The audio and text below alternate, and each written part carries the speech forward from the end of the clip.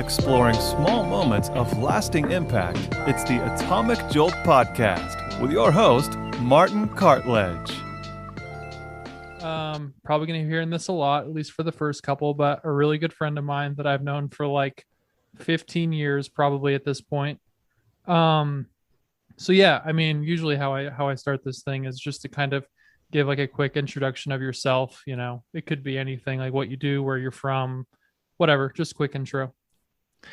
Cool. Yeah. So my name's Canaan. I'm primarily a musician, and Martin and I met back in high school, definitely kind of because we were both interested in the same music, and we ended up playing in a couple bands together.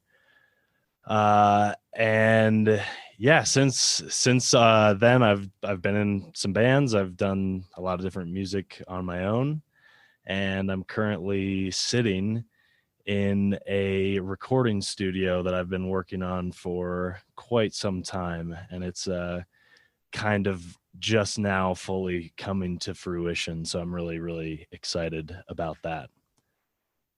Yeah, and it took me a regrettable amount of time to finally see it in person, but it's really sick. Thank you. I appreciate that.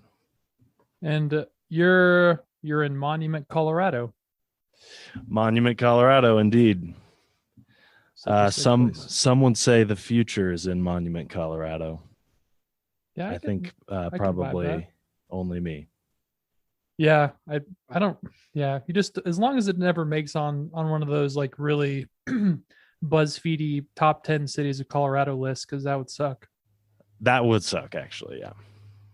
So it's the best kept secret for now. It is. It's quite nice. I've been spending a lot of time working up here and enjoying it a lot. You've like spent basically your entire life in Monument, right? Yeah, pretty much. I was born in LA, actually. And then when I was a kid, I moved out to Colorado very young. I can't even remember California. So basically all I've known is Monument. That's not entirely true, but I have spent most of my life here.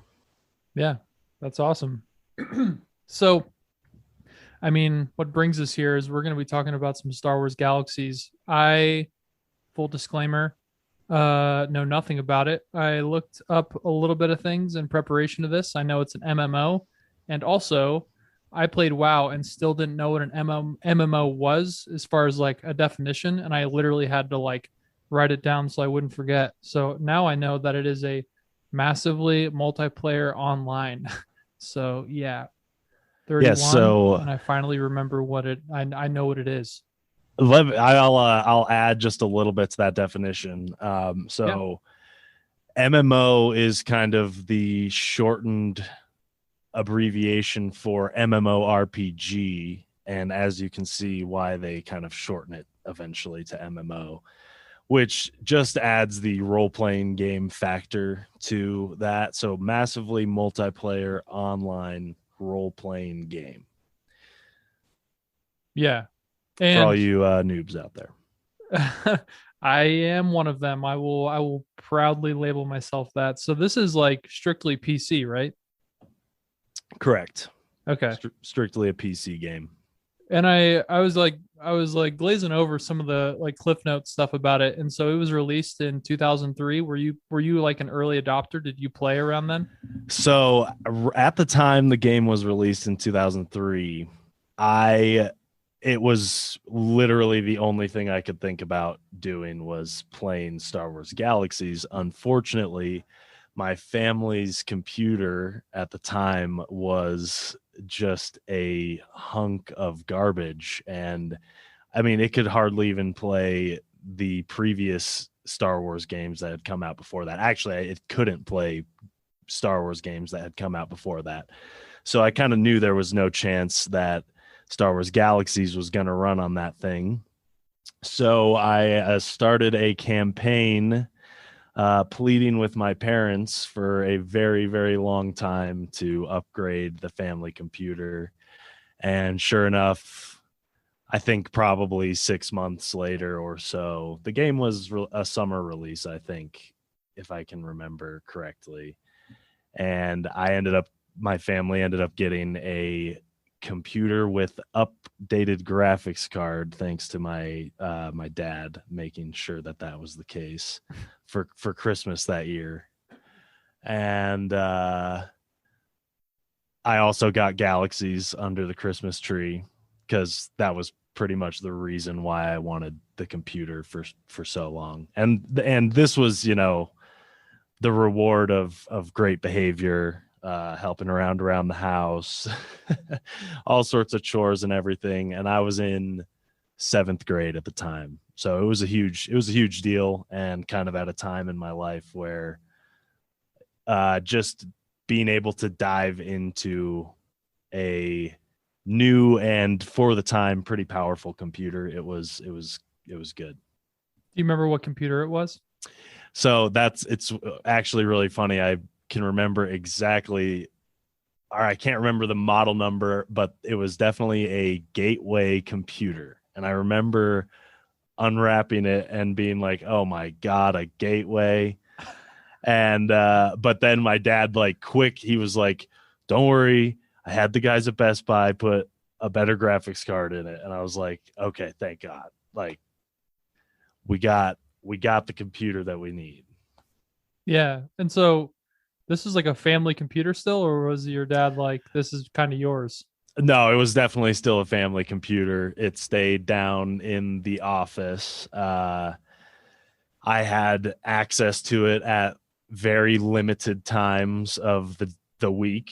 And, I kind of had to make that work for me, diving into an MMO RPG, which at the time, starting off, I had no idea what type of game or world I was getting into. I kind of had my hopes, and I really was pleasantly surprised by the game. It kind of turned out to be everything that I had wanted it to be, and even more. And I definitely found ways of getting around my parents' time restrictions to play the game as much as I possibly could.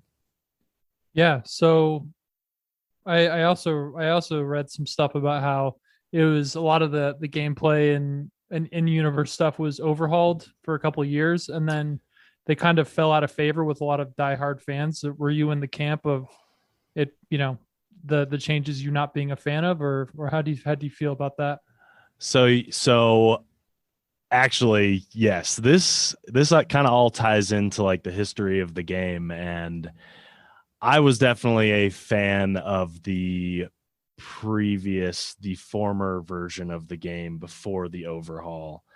And I could actually get into the specifics of what was, I think, better about the game at first, and what they kind of changed to make it less enjoyable over time, if you want.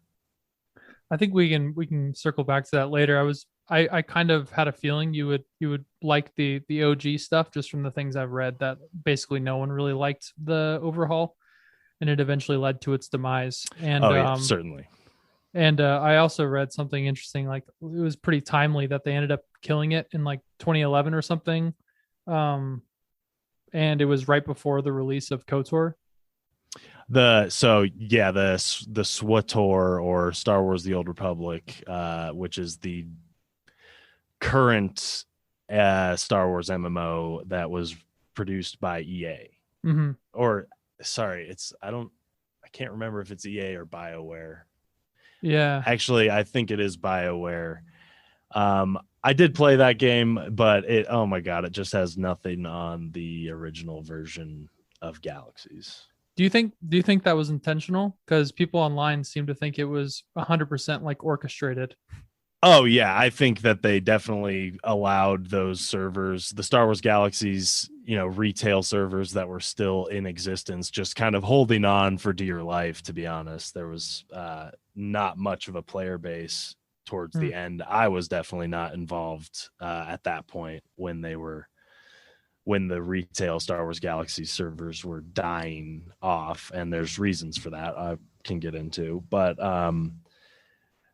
they did it so that players that wanted to play a Star Wars MMO would have to move on to the Old Republic. Sure. Which is a completely different style of MMORPG. Yeah. Yeah. So is this the first game, like, would you consider yourself like a air quote gamer? Because I mean, I know a lot about you, and I know you were like a pretty active dude in a lot of different things, like throughout most of your formidable years. You had a lot of different kinds of friends, so you don't really fit the stereotype of like a guy who plays like games all day in like the basement. So but you also, I feel like you're a little bit of a unicorn because you also really really like PC games, and like kind of niche PC games. Like I would consider Galaxies definitely as like a niche PC game. And you just turned 30 and you still play these kind of games. So I mean, I'm curious, where do you put yourself, in like the gamer kind of label? That's a great question. I definitely think it is a facet of my personality, or like a trait of my personality, if you will. The gamer thing. It's definitely been an interest of mine since I can remember. I mean, the first game I ever had my hands on was my friend's Game Boy, Pokemon Red, and my parents had to come over to his house to get me because I was so captured in the game I forgot to go home for dinner. And like it since then, I think I have been fascinated by games. I am 30 years old. I literally was playing Star Wars Galaxies last night. These are definitely still things that I'm interested in. I don't think there's anything, especially with the complexity of a game like Star Wars Galaxies, I don't think there's anything that isn't just honestly kind of, it works your brain in the right ways, and it's entertaining in the right ways, and it's also something that you're completely in control of and taking the action on, as opposed to consuming other media like maybe watching TV or watching movies where you don't really have any sort of play in the story. A game like Galaxies, you really get to create your own part in this world that exists with other players, and you interact with other players, and there's meaning to those interactions. And a lot of those things have been formative in my life for various reasons, and they continue to do that to this day. So for those reasons, I would say yes, I'm a gamer, and I also through that connect with other people who claim to be gamers in any style of game. Yeah. Well, that you read my mind. That's exactly what I was going to kind of dive into next. So you mentioned you enjoy having this kind of two-way relationship with like a game, whereas a lot of other forms of media, it's just like you're just consuming it. You have no control over it. But there's another layer to that, and it's a lot more of like a personal thing, and that's online gaming, where you can, of course, talk to people from all over the place. I'm just curious, this is like the early 2000s. Were your parents like concerned about you playing like games online or any of that stuff? Or do you think a lot of the kind of more darker side of what can happen with talking to people all over the world can be like? My parents were definitely concerned, and we had a lot of conversations about the nature of I guess you would say, online relationships and online interactions with people. And then certainly some of those interactions would grow into what I would say were actual online relationships, where at that point in my life, my parents, they were kind of suspicious about those, and anything that would go on for a longer period of time or that I would kind of talk about on a regular basis, they would kind of be very not suspicious, but they would question, like, who is that person? How do you know that they're that person?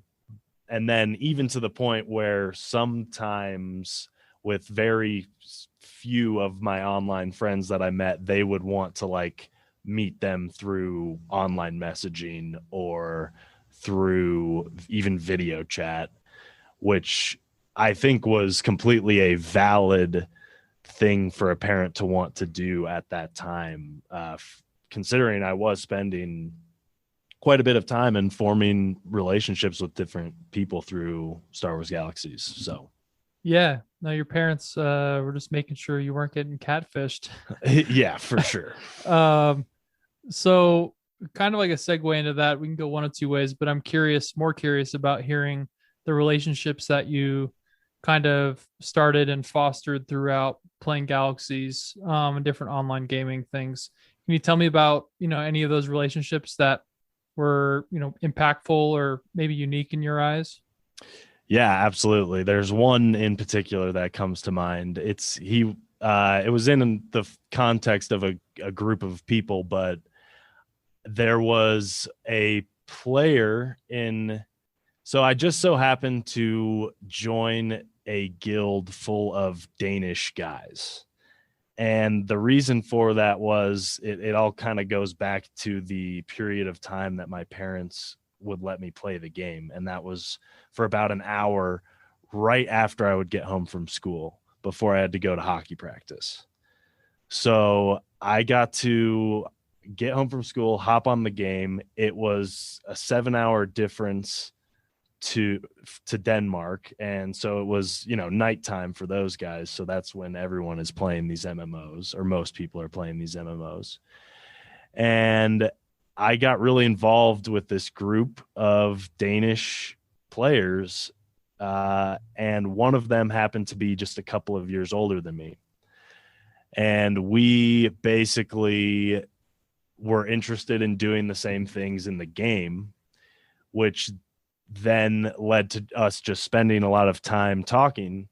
And he sent me quite a bit of Danish music that I still listen to this day. But it was stuff that you actually know too. Nephew, Mew. I mean, some of this music has spilled out into my friend group. Not that they wouldn't have found some of these artists otherwise, but these have been like highly influential things that all go back to this relationship that I had with this guy, and his name is Rasmus. And I remember when the game kind of changed and I decided I didn't really feel like playing it as much anymore. Rasmus was kind of feeling the same way, and we were kind of splitting up and going into different online games and online communities. We became friends on MySpace at the time. Actually, it could have even been before that. I think we were just friends on like Yahoo Instant Messenger for a while, and then MySpace, and then Facebook, and then all the Instagram stuff. And eventually in 2012, I was taking a trip out to Europe, and I hit him up and I was like, hey, I'm going to be kind of in the area. I want to come visit you. And he, sure enough, invited me to come stay with him for a few days. And we had a blast.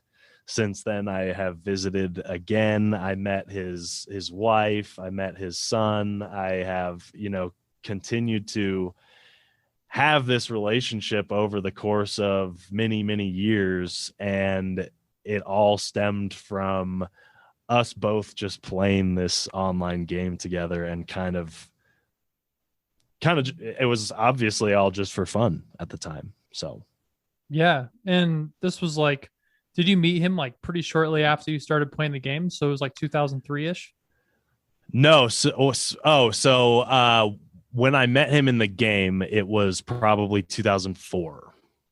And it was shortly after I started playing, and I got involved with this group, and they kind of taught me how to play the game, taught me all the different things that you can do. And there's a lot to it. You can be anything from like a pilot in the Imperial Navy to a smuggler that's working for the Alliance or the Hutts, to like some armor crafter that's selling to both sides. Like, it really, the possibilities in that game are endless, and each one of these players I was involved with was kind of doing their own thing. Rasmus, I remember him being like a carbineer, which is just like a rifle, and he had some combat medic, which was helpful. I was a Terrascasi artist, which is like unarmed combat, and I eventually went on to become a Jedi in that game, which was very, very difficult in the original formation. And the way that our composition worked, we just were able to do more things together than we would have been able to on our own. And so, I mean, man, you're like 2004. Like, how old were you then? Like 12? Yeah, so I was 12 and 13. I probably played the game until I was 14 heavily. And then the changes kind of came when I was maybe 15. And that's when things kind of died off. I remember the big changes came at the end of my 8th grade year. And I was very, very disappointed. Felt like a lot of the time and energy that I had put into the game was kind of became like much more insignificant or even meaningless, which was an interesting lesson to learn in 8th grade. I think be careful of how much time and energy you put into things that aren't kind of concrete. And sorry, go ahead. No, I think that is one lesson amongst many, many others that I think I've learned from MMORPGs. Yeah, it's like you're almost like reading my mind, like you know the roadmap of my interview style already. Well, I know you pretty well. I mean, it's good. But okay, so it's pretty like insane that you meet like Rasmus when you're like 12-ish, 13-ish, and then you play pretty heavily for like a year-ish. And but through that, you know, you're, like I said, you're like approaching like 8th grade when you're like, it's like you kind of realize it's kind of done, so like you're not going to be playing it as much. And it's interesting you say like it was like kind of like a lesson learned of like, maybe I shouldn't have spent this much time into something that I don't really have any like tangible things I can take away from it. Which I can completely understand. What did you think of it in terms of like a time investment for your friendships from people like in Denmark and Rasmus? Was that any kind of like redemption of the time, or did you kind of just like, were you just so wrapped up in the fact that like I just like busted ass and like I'm like a Jedi now in the game, and like now it's kind of all for naught? Yeah, so that definitely describes how I felt mostly. But my friends definitely were a kind of a silver lining and a reason to even, you know, for a while I tried to play the game after the changes and just kind of look through the, you know, not let the changes like affect how I was gonna play with my friends, because that's really what it comes down to. Why a game is fun is because you're playing with your friends. and they were still my friends. We were still all playing together. And I think eventually when that group of guys kind of started to slow down with the game over time, that the changes really just were not as the game was not as good. So it did slow down. And then that when all those guys stopped is when I was just like, well, there's no more reason to play this game anymore. And I never, I didn't really look back too much because I kind of moved on to other games, and I had made some friends in real life that were getting into World of Warcraft and other games like that. And so I was just like, you know what, I'm going to go play this game with these guys. And that led to an entire different friend group that I have. And that was amazing for a ton of different reasons. But, those formative years in middle school playing Galaxies with the people online, the friendships that I made, I think will stick with me, even if we're not in close contact, for the rest of my life, I would imagine. Yeah, no, that's like pretty incredible to someone in like Monument, Colorado to like connect with like a group in Denmark, and then that group become really close, long time friends with a guy, and like meet his family and stuff as he like grows up to be an adult, like in parallel with you. That's pretty crazy. Yep. So like rewinding a little bit, you're obviously like you keep in touch and you're pretty good friends with Rasmus after you stop playing, and you're maybe not talking to him as consistently because that kind of like common ground that you guys met, you both weren't really doing it as much or at all. What do you think was like that moment or like kind of like the point where your friendship really galvanized for the first time, where you kind of, it was like a light switch where you were like, okay, I think this dude's really cool, and like I think this isn't just like we're just playing games, like this guy's like kind of my friend. Like, do you remember that? Yeah, so I think, I can't remember quite the specific details of what had happened, but the general gist of what happened was I was playing with the guild with like a group of people, and we were all doing something together. And I was a newer player, and all these guys were a little bit more experienced than I was.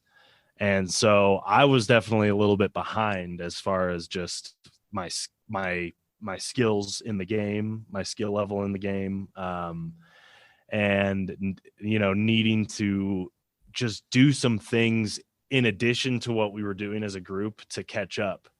And I remember one time after we had all kind of finished doing stuff all together, Rasmus was like, "Hey man, let's go do this really quick, like to help you get some more of this skill." And then him and I just went off and did that together. And he was a much more experienced player than I was. So it made it so much easier to have him there. And that was when I was like, oh, this is actually my friend now. He's not just like a guy in the guild that I'm playing with. Like, he just invited me to go do this thing. And it was cool. And of course we were using TeamSpeak back in that time, which is like the early form of, I guess, what today would be Discord. And chatting, and he had just this cool Danish accent. And I it probably wasn't too long after that where he was like, "Hey man, you like," because I think we had all been talking about music in the guild, and he was like, "Hey man, let me send you some music." And he sent me a couple Mew songs. He sent me some Nephew songs and a couple songs by this band called Kashmir. And that's when I was like, okay, this guy knows cool music. So now I'm definitely friends with him. Yeah. Oh, that's sick, man. That is like the coolest story of like telling someone how you were introduced to like Mew I think I've ever heard. You like, oh yeah, I met a guy like who lives in Denmark playing like a Star Wars PC game, and like he just sent me those songs. It's like, Now it's like so boring, and it's like, oh, I found them on Spotify, or oh, like I don't know, like just like Reddit somewhere on the internet. Like that is like some grassroots, like finding cool music with like Yeah. a cool story and all the good parts like along with it. Yeah. And I would still say that Mew is my favorite band. Yeah. No, And they're I mean, an amazing band, but just the fact that it's such a nostalgic band as well, I think kind of seals the deal. and I'm pretty sure like you've told me this before of like how you discovered them, but I don't remember now, but my memory is really bad anyways. But hearing that again, it's like, yeah, I can understand even more. There's a lot more to it than just, oh, I just like the way that they sound. There's a lot more just like life and emotion that goes along with it. Like that's packaged up. I imagine every time you listen to them, you have a different connection. Yeah, absolutely. It shoots me right back to some of those times spending with my friends in this virtual world, which is kind of funny and silly, but it's super meaningful and has this euphoric nostalgia obviously attached Yeah. to it. And what's funny is you mentioned like having fun with your friends and all this other stuff, but it's like pop punk vibes from you. I wonder if they like have ever had fans that relate to it on a pop punk level. Oh, I'm sure I'm not the only one with Mew. They're such an amazing band. Oh, and that's just what's funny is I've seen them multiple times live now. I met Jonas when I was in Copenhagen last time, just on a happenstance, which, all comes down to these conversations playing Star Wars Galaxies. Yeah, I was gonna like actually mention that. I was like, there's also probably the list is probably even shorter of people that are like hanging out in like Denmark or whatever. Like a member of a band posts a photo, you just reach out to him, and then you like just meet up with him and meet him or whatever with that history as well. It's like you're probably literally like one in like 10 million or something like that. Yeah, to be honest, I think based on the way that he kind of reacted to my reaction to him, I think it might have been a once in a lifetime. Because I was like, I literally just walked into this cocktail bar and there is a god sitting at the bar. That is how I felt. What did you say to him? I was just like, I was a little bit shy and nervous, but I was like, hey man, I'm a huge fan. And I had just bought a Mew record at a record shop right down the street earlier that day. And I had it with me and I was like, do you mind signing this? And he was totally the coolest, nicest guy ever about it. He signed it, drew his little, signature picture on there, which is just so cool. And he wrote it out to me, he asked my name, wrote it out to me. Amazing. And then I got to show that record, tell that story to Rasmus a couple days later when I ended up taking the train out to where he lives in Sonneborg. Man. Which I just butchered that so bad. But yeah, we're American though. It's like in our DNA to just like butcher everything that's like outside of the US. Yeah. So I'm gonna circle back a little bit to you kind of like hitting this first like life lesson, I guess. I don't know if you thought of it at the time of like, oh my gosh, I just dumped all this time into this game and like I didn't get anything out of it. Like, what do I do now? Maybe I shouldn't spend my time like that. Is there anything else that you kind of learned from it? Because you say there's a lot of things you learned just through this kind of this time. Was there anything else that you kind of learned from it? Kind of life lessons that are applicable now and moving forward? Absolutely. So there's a couple main things I think that I learned from MMORPGs. First big thing is like how to really stick with something for a long period of time and kind of like grind it out and like spend time developing it and sitting with it so that you can get to the final product, like, and realize that it's going to take take some work, because MMOs are definitely not games where you just hop right into the action right away. It takes a long time to kind of build up to the level where you can really do everything in the game. And even then, it takes a long time after that to like really get to the point where you're actually really happy with your character or whatever it is. And obviously the entire time you're having a good time because it is a game and you're just playing a game, having fun. But that's one thing. I think the second thing that I learned pretty significantly was economics, to be honest. Like how supply and demand works, how you can create a product and market it and sell it, because everything in Star Wars Galaxies was player crafted, player created. So all of the players that played the game were relying on actual other players to provide them with the supplies for their adventures, whether it be like food items that would boost certain stats, or the armor that characters were wearing, or the weapons that they were using, or the creatures that they had to protect them, or the droids that they needed in their ship, or whatever it was. Everything was player crafted, and you could really get involved in the economy and learn how to like buy components in bulk to make a certain product and then sell it, so that you could make 100 units for cheaper than you could make just, one at a time. There was just so many things that just I had never been exposed to those ideas before.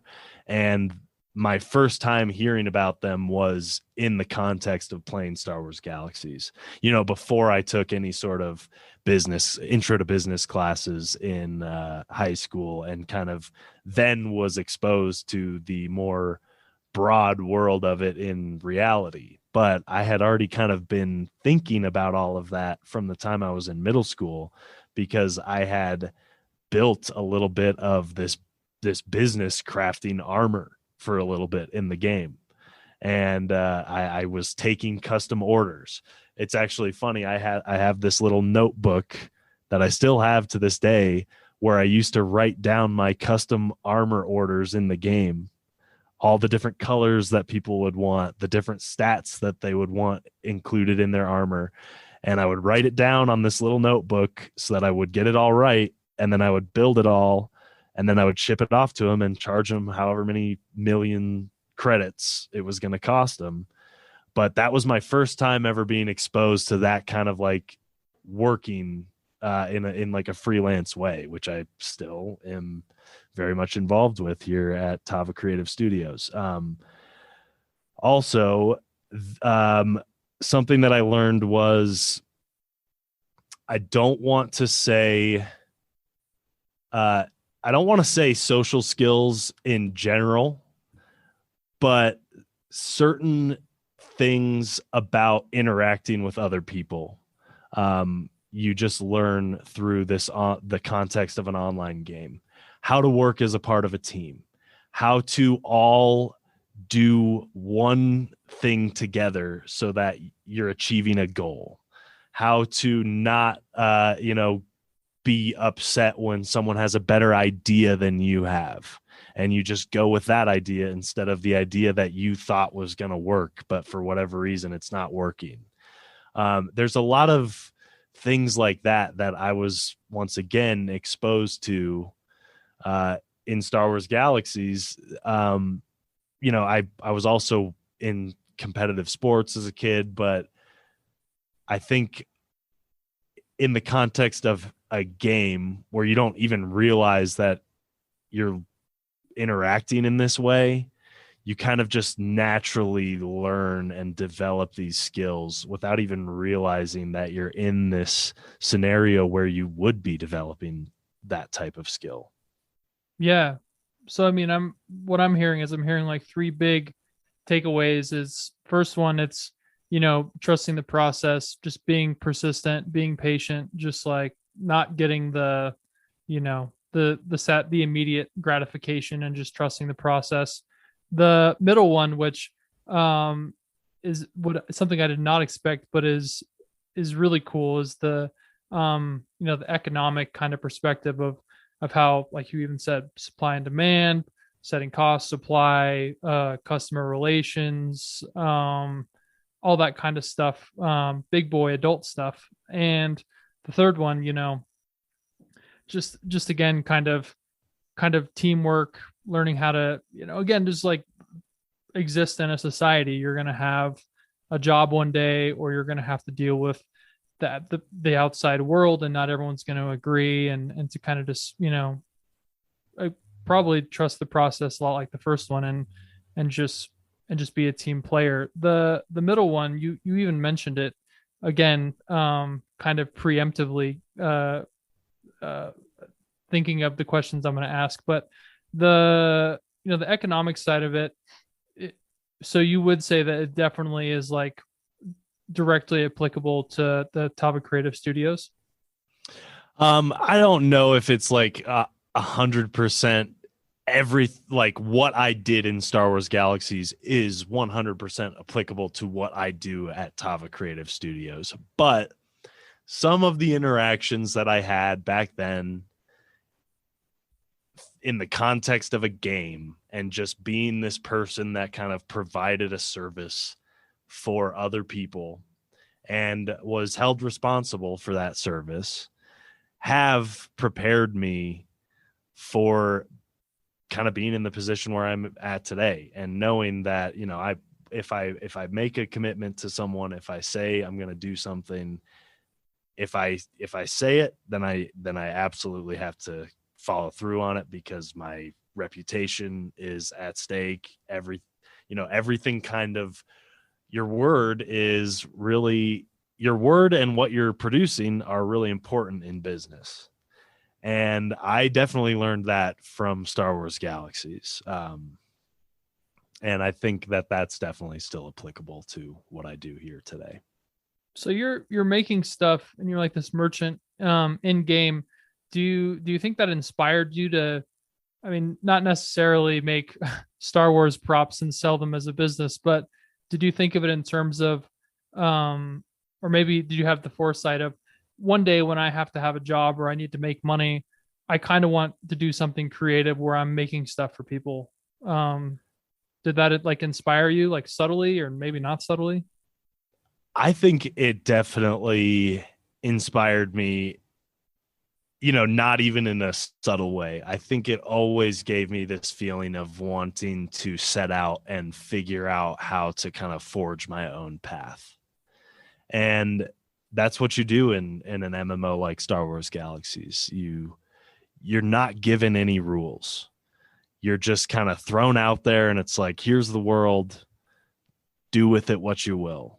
And that's honestly, that's how I look at life. Not to get just too broad or cheesy or whatever with it, but yeah, I like the idea of just making my own way and figuring it out kind of as I go. And all of those things, trusting the process, kind of learning about the economics, and also how to just be a team player, because that definitely comes into play in every aspect of life. Still 100% applicable to what I'm doing here. Yeah. So, I mean, at least to my knowledge, you currently don't have kids, but I imagine that you do. I know you pretty well. I'm pretty confident you want to have kids one day. Those three big life takeaways you've kind of gotten from PC gaming and in general, Star Wars Galaxies more specifically, would you, are those things you're gonna, kind of instill on your kids? Or I'm kind of interested, are you gonna kind of push them into, gaming in general? Or are you gonna kind of just tell them about it? I'm always interested to hear people's like approach or thoughts around introducing their current kids or maybe future kids into like huge parts of their life, that they formed identity in early on or later on. That is a great question. I definitely would hope that my kids have an interest in gaming with me. If that's not the case, then I'm not gonna be forcing any games on anyone, because I feel like that would just be a miserable process for any kid. But I would start them off with something like Zoombinis. What's that? And oh, it's just a great little puzzle game that I used to play in elementary school, and I still play it sometimes on my iPad. And then, from there I would see if that's something they enjoy, and then I feel like I would place a roadmap of games in front of them, kind of all culminating to Star Wars Galaxies. Mhm. Let's see, some pivotal games on there would be like Oregon Trail would be on there. Pokemon would definitely be on there. I think Animal Crossing would be on there, the in its current form. I think that if I had kids right now, I would be playing Animal Crossing with them and talking to them about all the different types of animals, what it means to be in different types of ecosystems, and all, there with games, there's just so much that you can learn and talk about in the context of a kid just having the most fun they've ever had in their entire life, like out of their mind. So they don't even realize that you're just cramming factual information down their throats when you're playing a game like Animal Crossing. Right. And that's just amazing. Yeah. I mean, I've been on this like neuroscience kick, like 30s are weird. I'm just like randomly super into neuroscience.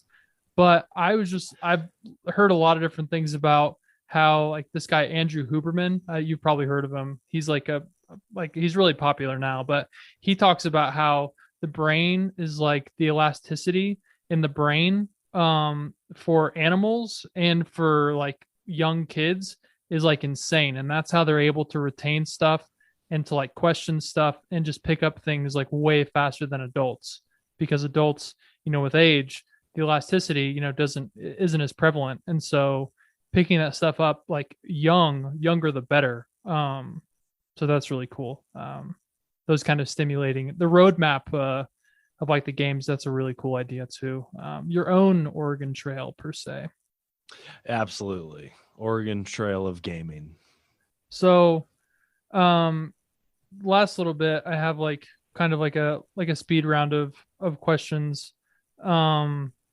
It's a little bit of a shorter list, and they're all kind of Star Wars focused. Just because it was kind of like the high level topic, and it's ones that, people might be interested in hearing about, but might not really fit into the episode itself. Your favorite Star Wars game? I mean, does it a bit Star Wars Galaxies, but Yeah. should I do a different one? That was like kind of a softball, and I was like, I mean, it probably is Galaxies, but I was just curious because you have played more Star Wars games than anyone I know, and so your palette is pretty broad. So, okay, let me specify.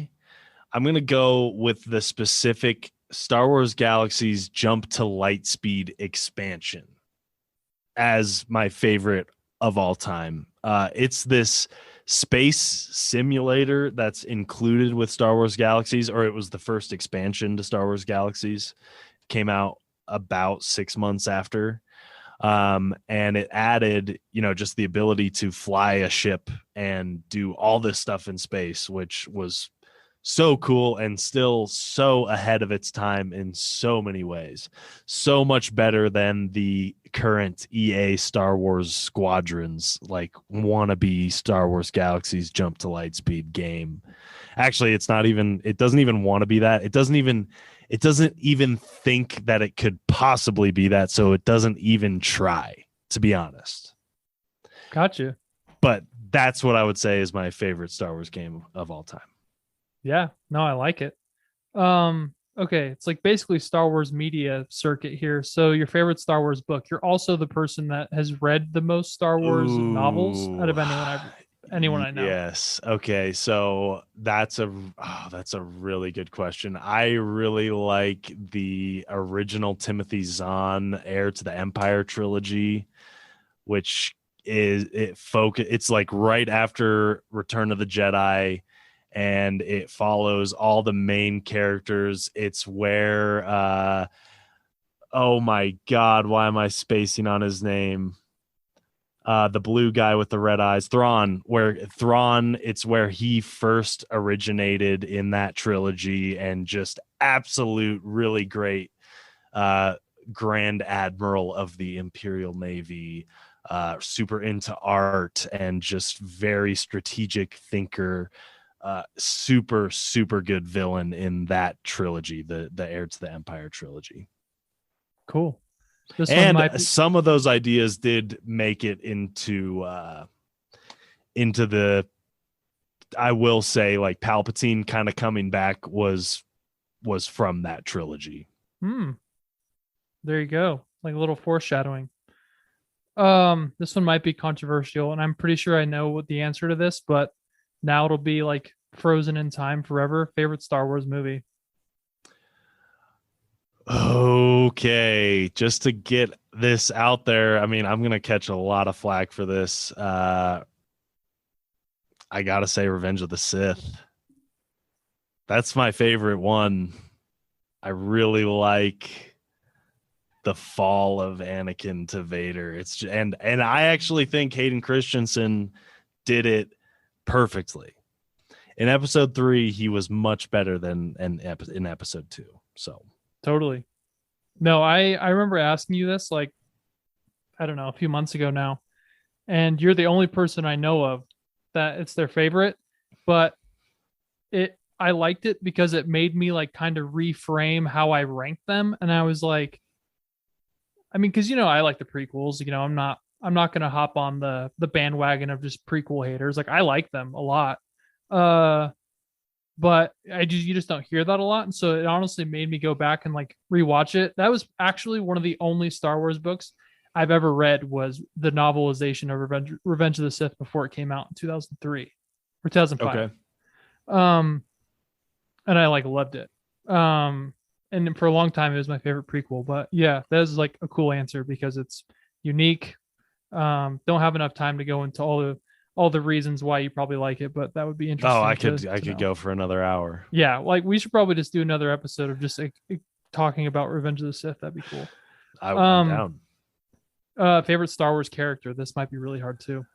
Oh, Like in the Star Wars universe, it can be, doesn't have to be in the movies or anything. Just in the Star Wars universe. In the Star Wars universe, favorite Star Wars character. Yep. Ooh, Qui-Gon Jinn. Nice. Qui-Gon Jinn is so badass. I once again, I could talk for an hour about how badass Qui-Gon Jinn is. Yeah. I mean, I'm going to like bait this a little bit, but like, honestly, he is in a roundabout way the reason why there was balance that was brought back to the Force. Yeah. Not even in a roundabout way. Like, it was like direct, like he was the one. But he was the one. He totally saw through all of the BS, all of the dogma, all of the ideology. He was like the original. I mean, if you want to call him, like, I wouldn't go as far as calling him a gray Jedi, but like he was getting there. He was getting there, and he was definitely a Jedi that was like, look, all this council bullshit, it's unimportant. It's about like actually like just taking care of the Force. And you guys are like getting caught up in the BS. And he was the one guy that called it out. He tried to tell Obi-Wan, and Obi-Wan got owned. Obi-Wan got owned by it. Obi-Wan would be the ultimate, Qui-Gon Padawan. Like, I feel like Obi-Wan, I'm really excited for the Obi-Wan series, but like he would have been the ultimate Jedi if the council didn't just get to him. Yeah. So Qui-Gon is the ultimate Jedi. Yeah. And my favorite character in Star Wars. Every quote that Qui-Gon has in episode 1, there's just so much wisdom in it. It's like even more so than Yoda in episode 5, which is crazy. Yeah, luminous beings we are. It's really funny that you mentioned his quotes, because this is not scripted. I promise I didn't know Canaan was going to talk about this. In this, I had this whiteboard right next to my desk where I have a bunch of quotes. And I'm going to pull one off right now on an index card, and I'm going to show the camera. Can you see my video feed? Yeah, I can see it. Okay. Let's see. Can you read that? It's probably your focus backwards. determines your reality. Yeah. Oh, such a good one. Yeah. So yeah, I'm 100% with you. I probably should wrap it up, but I could actually, I'm trying to cut myself off because I was about to ask another thing, but it would just like bleed in for like 30 minutes. And I do want to dedicate full episodes to that, tearing apart the ethics and the everything. Like there's so much psychology and you know who to call for those. Applicable to today. There's just so much. You know who to call for those, my friend. Absolutely. Okay, last section, fun one. Plug your stuff. What should people check out? Yeah, so cool. If you like electronic dance music, you can check out Canaan James on all sorts of streaming platforms. I think every single one. The only one that I care about is Spotify. So if you have Spotify, follow me on Spotify. If you have Apple Music, like I don't know why you still have Apple Music, but that's fine. You can still find me there. And if you use Amazon, then just wow. But I'm still on there. So other than that, Tava Creative Studios, you can't find it online yet because I'm not fully 100% in business. But if you have any sort of audio recording or even visual recording needs in Colorado and you're looking for a creative to collaborate with, just hit me up. You can find me on Instagram at redbrickcanaan. And that's honestly the best way to get in touch with me. So, yeah. Cool. Well, if you have whenever you end up getting a website, if that's a thing, let me know and I'll include it in the show notes too, so people can check it out. But dude, thanks so much for spending the time talking about Star Wars Galaxies. I always enjoy talking shop with Star Wars with you. Oh yeah. It's the best. Thanks for having me on here, man. It's been fun. Thank you again for joining the show, Canaan. May the Force be with you. If you enjoyed the show and you're interested in supporting the show a little bit more, you can leave us a review on the podcast platform of your choice. If the podcast platform of your choice doesn't have reviews, you can follow us. That's probably the best way to support. If you're on social media and you're interested in following us on that, you can find us on Twitter and Instagram at Atomic Jolt Pod. That's Atomic Jolt POD. Thank you so much again for listening, and we'll see you next time.